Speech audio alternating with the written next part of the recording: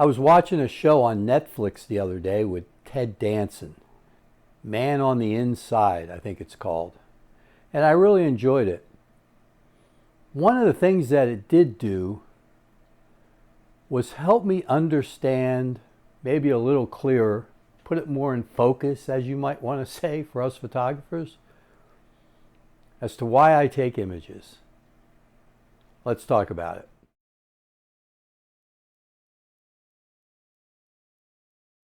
Hey, welcome to another video. You know, one of the things that I think gets overlooked sometimes when people talk about what makes you a better photographer. Well, you got to learn lighting and you got to learn composition, and all those things are true. You got to learn your gear. All those things are true.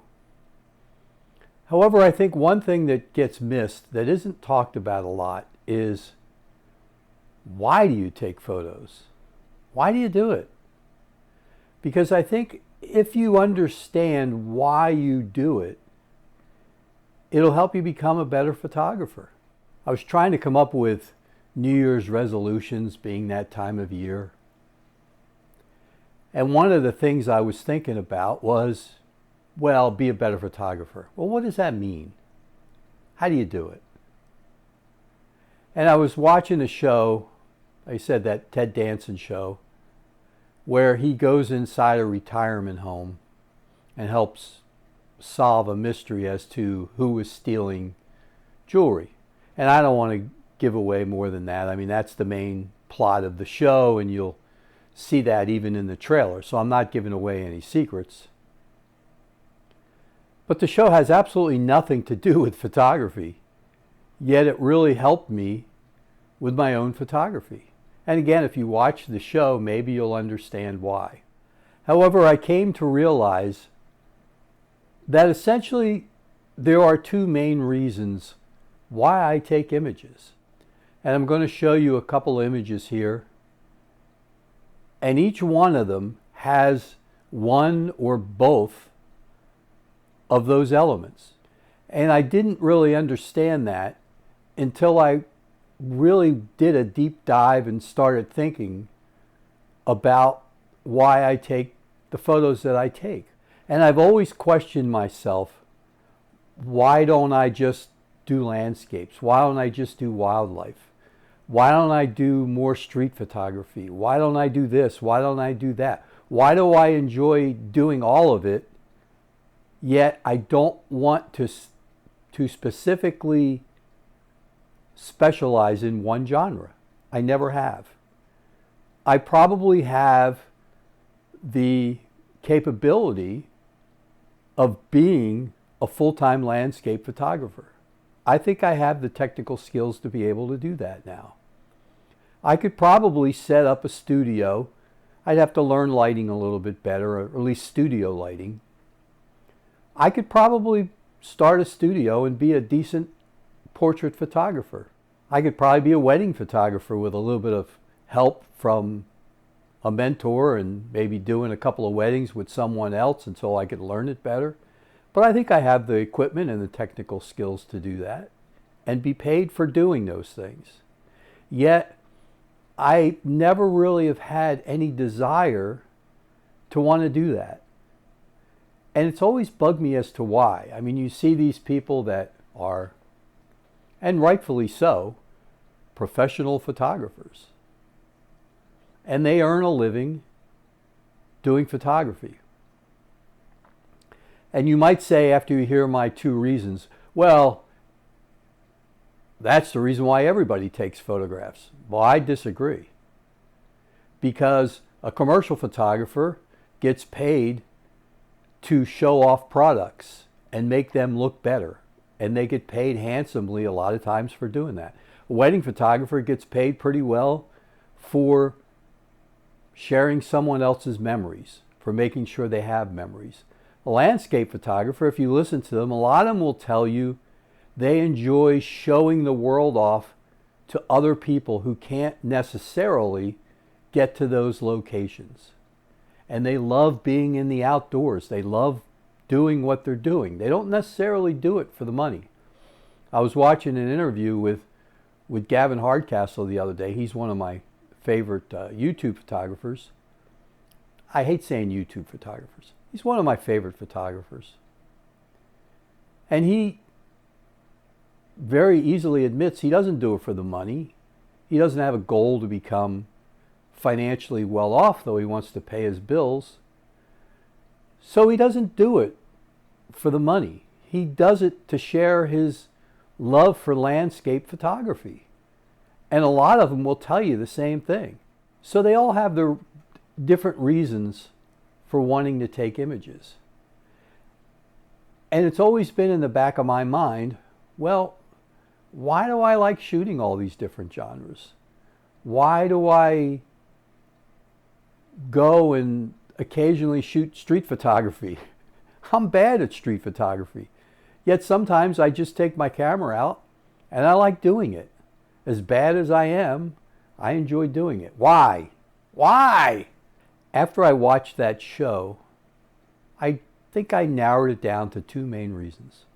This first image that I'm putting up on the screen now tells you exactly why. Both reasons are in that image. They're both there. You don't see it because I haven't told you what the reasons are yet. Maybe you're seeing it. I'm going to tell you the first one. I probably could not have taken that image 10 years ago. I know I couldn't have taken it 20 years ago, unless I got lucky. I pictured that image in my head, not that exact same image with the expressions, but I envisioned a similar image in my head before it ever took place. And I was prepared to take it. Why? I shot it with a Nikon Z8. I shot it with a Voigtlander 75-1.5 lens. I knew in advance that my camera could handle going to ISO 640 without a problem. In other words, I wouldn't get a lot of grain in the shadows. I knew I could underexpose it a half a stop, a full stop, and still raise those shadows. I knew in advance where the light was coming from. And if my grandson actually raised up just a little bit like he did, the light would be in his face. I knew enough about Adobe Camera Raw and Adobe Photoshop to be able to darken that background a little bit in post-processing and to be able to brighten his face a little bit, my grandson's face. I knew how to do that, which took some technical experience and took some learning, took some time to do all that. I knew enough about my lens that I needed the 75 and not the 50mm Voigtlander. Why? I just thought that, but I put the 50 on for a minute just to look, went right back to the 75. Because of where I was sitting, I knew I would need the 75. And the 50 just wasn't quite close enough. But I knew that in advance. So I was ready to take that image. That answers the first why, as to why I take images. And that is, I love learning the technical aspects of photography. I love learning something new all the time, whether it be about a lens, the camera body I'm using, lighting, composition, whatever it is. Am I an expert in any of them? No. But I really enjoy learning about it. And it took me a long time to be able to get to that level to where when he raised his head and gave that expression that lasted maybe a second, that I was ready to do it on a manual focus lens. I already had it focused on him to when he did raise up and give that expression, I was in focus. Bang, I got the shot. Could I have used the Nikon 85-1.8 and got the same shot and not worried about being in focus? Yeah, probably. But I've learned enough now to know that I prefer the look of that Voigtlander lens by an ever so slight hair. Am I still going to use the Nikon at times? Yes, I absolutely will. It's a wonderful lens. I'm not beaten up on that lens. I've used the Voigtlander enough to know in certain situations I prefer that. That's the technical side of photography. And I enjoy that. I really do. I enjoy knowing that I could get that image in advance because of the lighting, the way I had my camera set up, which lens I was using, what my grandson was likely going to do. I anticipated that moment and I got that shot. That's maybe not the main reason why I take images, but it's one of the big two, maybe three reasons. It's a big one. And I hope that I never stop learning because I don't want to lose that reason. The second image is one I took years ago that fits both reasons. Now, I haven't told you the second reason yet, I know. But it fits in both categories. One, the technical side of it, because I processed this image differently than the other one. Partially because I didn't know Photoshop as well as I do now, but I knew it enough because I had taken an online course, again, continuing to learn on how to process it this particular way. I really enjoyed that class and I loved learning how to do it, and since then I've taken several sports images using that process. That was my style for a number of years when it came to sports. I learned how to do it and it became my style. This image is one of Jose Fernandez. He was a future star in baseball. He was becoming a star for the Marlins. Very good young pitcher. And I took this his rookie year. He was just coming up. And it was during spring training. And I showed him the photograph and I asked him to sign it. And he asked me where I got it from. He said, I've never seen this before. This is my favorite image I've ever seen of myself. Where did you get it? And I said, well, I took it. He said, can I have one? And I said, well, I only brought the one, but I'll be up here again in a couple of days. I'll be happy to bring you another photo.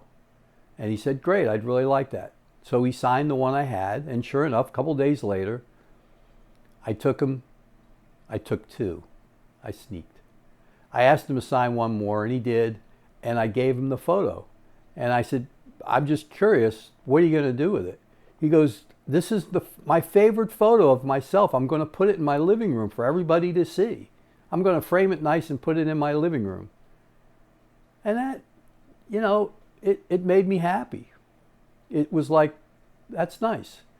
And after that, I don't know whether he told some of the other Marlins players or showed it to them or whatever, but over time there were a few others that saw me and asked if they could have one of my photos. And a couple guys said, yeah, I want to give it to my mom or I want to give it to my dad. You know, can I have one? And so I got into the habit of taking two, and they would sign one and I'd give them one. Not the whole team. I mean, there were only a few of them. I'm not trying to overblow it, but there were a few of them that asked for the photo. Unfortunately, Jose died in a tragic boating accident. And one day my son called me up because ESPN was doing this story on the life and times of Jose Fernandez. And he said, Dad, I saw your picture. It was in the program. So what are you talking about? He said, they were showing inside Jose's house in his living room. Your photo was in his living room. I saw it. I'm almost positive it was yours. I recognized it. I said, okay. So I watched the program, and sure enough, there was that photo hanging right in the middle of his living room in the most prominent spot. He was telling the truth. Now, after he passed, I have no idea what happened to that photo. I know he was close to his mother because his mother went to every game he pitched, and maybe his mom took it.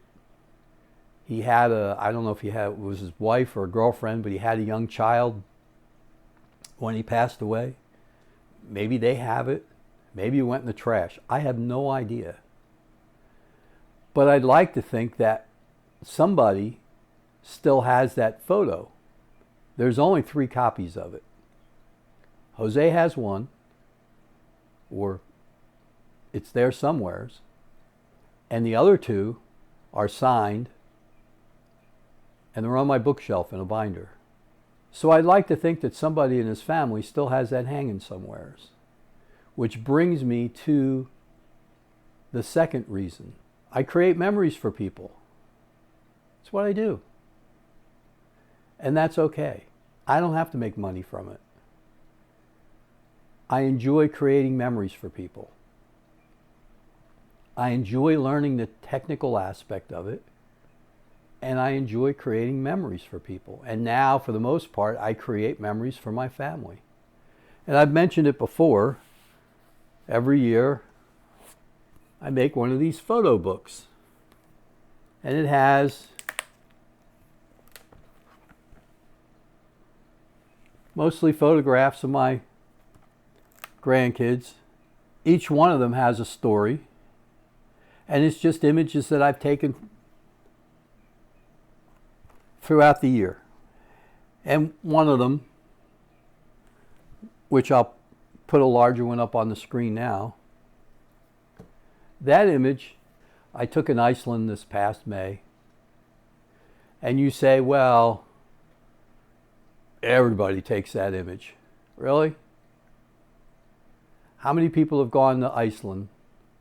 Seriously, the people in this world, the population, how many have actually gone to that exact location and taken that image? Yeah, a lot of landscape photographers do when they go to Iceland because it's one of the iconic shots. But how many of them are there really? And how many of them can know how to take a 7-frame panorama and stitch it together? If you're a professional landscape photographer, yeah, you know how to do it. But how many people, because even while I was there were a few people that came up, they walked around the corner, they looked and went, oh, isn't this beautiful? Snap, snap, snap. Bye, nice to see you. How many of them knew how to take their time and get the flow in that water just the way you want it? They weren't taking panoramas. They didn't know how to stop down that flow in the water to get it the way they want it. They didn't know how to process it to get that sky the way it is. And no, I don't like replacing skies. And for the people that do, that's fine. That was the sky. And so for me, I can say, even though it's an iconic shot and everybody takes it, no one has that identical shot. No one, except me. Because the sky will never be exactly the same. The flow of the water, the whole thing, the time of day, the grass being the color it was because of the fact I went in May. You go a month or two later, the grass is all going to be different colors. There's going to be a lot more people standing there vying for that exact same spot. The sky's going to look different. And so it has those two elements of the technical aspect of me having to take time to learn how to take that panorama and how to blend a few images inside that panorama to get the dynamic range I wanted in the sky and on those waterfalls. I had to blend a couple images plus take a panorama. Plus I had to take, I don't know, 4 or 5 shots with different shutter speeds to look to see what shutter speed do I want on that waterfall. What look do I want and what shutter speed will give me that look? That's the technical aspect of it. And I really enjoyed taking that image. Now the memory side of it, I gave that image to my daughter for Christmas. I blew it up nice and big, put a big frame around it, and she loved it. And she's told me on more than one occasion, and I've been to her home, I've seen where she hangs my photos. She has several of my photos hanging all around her house. And she's told me a couple times that people come to her home and they say, "Where did you get that photo?" And my daughter will say, "Well, my dad gave it to me." And they'll say, "Well, where'd your dad get it from?" And she, "Well, he took it." And she gets all proud that her dad took the photo, and she can show off the other ones that I've taken. And so that's memories that she has of me, and memories that I have of her being proud that of me or dad or photographer. And those are the memories that we share with those photographs. Even though she wasn't there in Iceland at the time, she was invited. I keep telling her and telling my son-in-law, because he wanted to go bad, "Jeff, you were invited." But we still share those memories. This next image of my grandson from playing baseball this past year, again, has both qualities. It has the technical aspects of me knowing what lens I need to use, how to set up my camera to be able to get that image, and then to go into processing. Behind him is a chain link fence, and there were people sitting behind him and sitting behind that fence. And I've learned enough through post-processing to know how to darken those backgrounds. Leave, if you look close enough, there's just a hair that you can see of the chain link fence. But knowing enough about composition, lighting, the whole thing, the technical aspect of it, knowing enough to leave, and I'm going blank on the word I'm looking for. It's not dead space, it's not open space. You can leave in comment. I know there's a word for it. That black space in front, that open space. I don't know why I can't think of that word. But I did that intentionally for the composition. Again, the technical aspect of learning. And one of the reasons why is because of him looking forward, of him looking where that pitch is going to be coming from. I wanted that in your mind, that he's looking forward. I don't know if I succeeded or not, but that was the idea behind that composition. And the memory part of it, I almost blew it up and gave it to him for Christmas. And I thought he's too young to really appreciate it.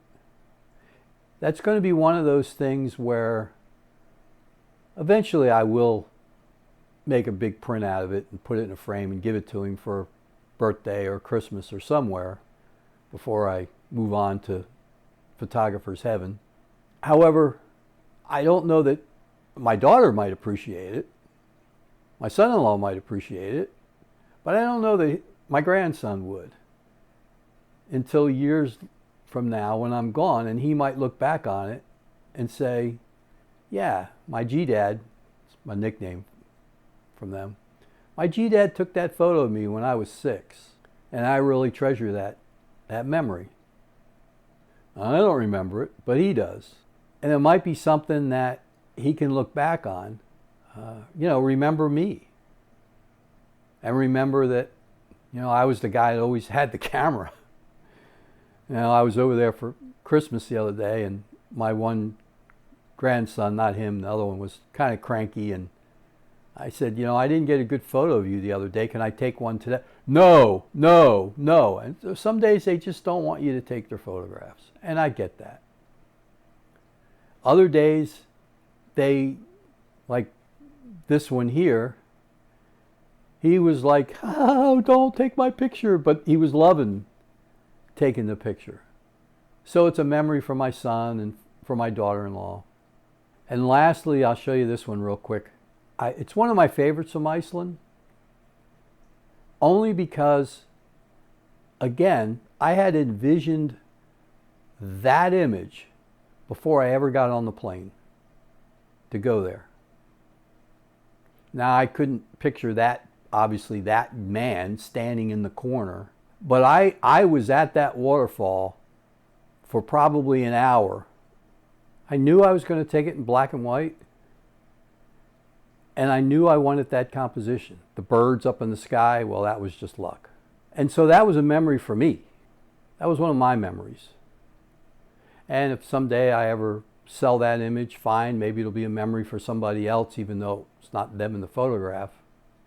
But I had the technical skills over time to know how to take that image. And so that made me happy to not only have those skills, but also to have those memories. So for me, that's why I take images.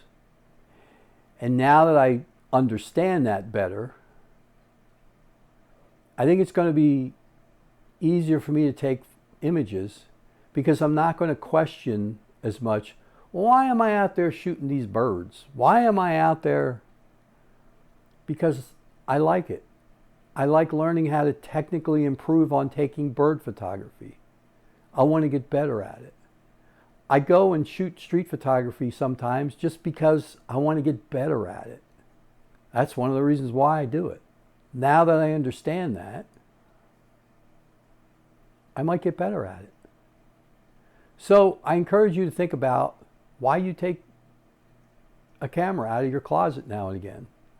Why do you take images? I mean, pro photographers have their reasons. Why do you have your reason? Why do you do it? If you can answer that question, it might help you even more than, oh, I've learned about composition. You know, all those things are important, believe me. Knowing that, understanding that exposure triangle will help you a great deal. I'm not trying to downplay that. Anyway, think about why you take photos. It might help you. Until next time, hey, Happy New Year. Take good care of yourself. Till next time, bye for now.